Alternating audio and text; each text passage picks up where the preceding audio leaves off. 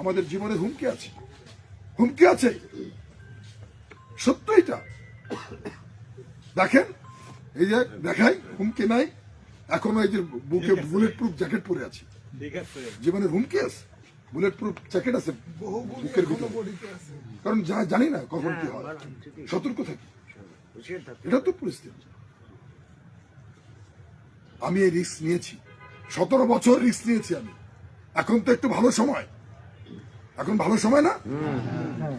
তারপরও বিগত 17 বছর আমি এলাকা ছাড়ি নাই। আমি 8 সালে নির্বাচন করেছি, 18 সালে নির্বাচন করেছি। 18 সালে নির্বাচনে আমাকে কারাগারে আমার রুদ্ধ করা হয়েছে। কত ভোট পেতাম, আমি কি জিতে যেতাম? আমি জিতে যেতাম, কিন্তু আমাকে কারাগারে আটকে দেওয়া হলো। আমার স্ত্রী কারাগার থেকে আমার মনোনয়ন পত্র সিগনেচার করে জমা দিল, তখনকার প্রশাসন আমার মনোনয়ন পত্র বাতিল করে দিল, আমার মনোনয়ন পত্র বাতিল করে দিল। আমি জানতাম, আমার স্ত্রী জানতো, পরিবার জানতো যে আমি জিতবো না, অনেক ভয়, অনেক শঙ্কা। তারপর আমার স্ত্রী নির্বাচন কমিশনে মামলা করে আপিল করে আমার মনোনয়ন পত্র ফিরে এনেছে।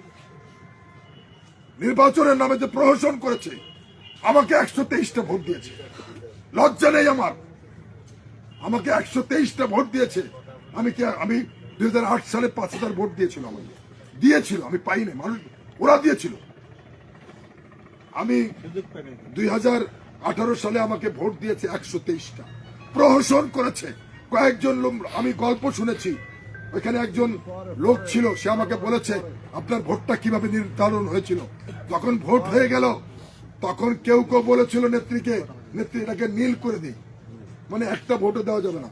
তখন আবার কেউ কেউ বলেছিল বাংলাদেশের মানুষ বিশ্বাস করবে না যে একটা মানুষ একটা ভোটও পাবে না।